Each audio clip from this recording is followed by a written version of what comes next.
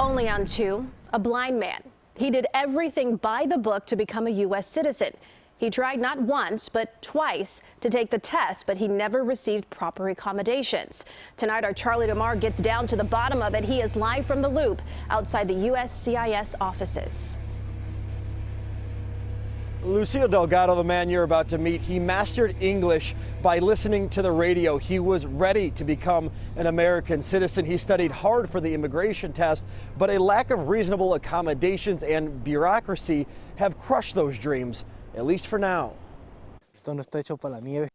Lucio Delgado can be found most days feeding the animals at his family's rural home in Pembroke Township. Wasn't able to believe I was actually stepping in American soil. I was excited beyond belief, and I was astonished. And the 23-year-old is hungry for a future of his own. Over here, I was going to obtain the education I couldn't get in Mexico. Over here, I was going to get a degree. I was going to be someone. I was going to make my family here and there proud. He's had dreams of becoming a U.S. citizen ever since moving from Mexico 6 years ago. I was already imagining how this celebration would be, how it would have been to walk out of the USCIS building with everyone in tow, celebrating that I was a proud and lawful citizen of the United States of America. But Delgado was recently denied naturalization. Why? He was unable to read a sentence in the English language. You read that right.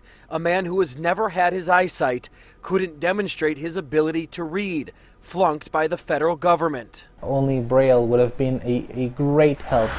But there was no Braille available during the reading test, no reasonable accommodations at all available. He had no chance of passing.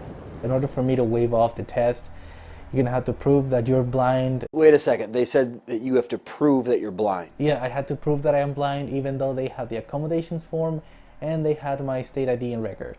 Despite his white cane and legally blind status, in order to waive the reading portion of the test, Delgado needed a doctor's note telling him what he's known his whole life. They still didn't believe that I was blind, that everything had to be, spoken by a piece of paper.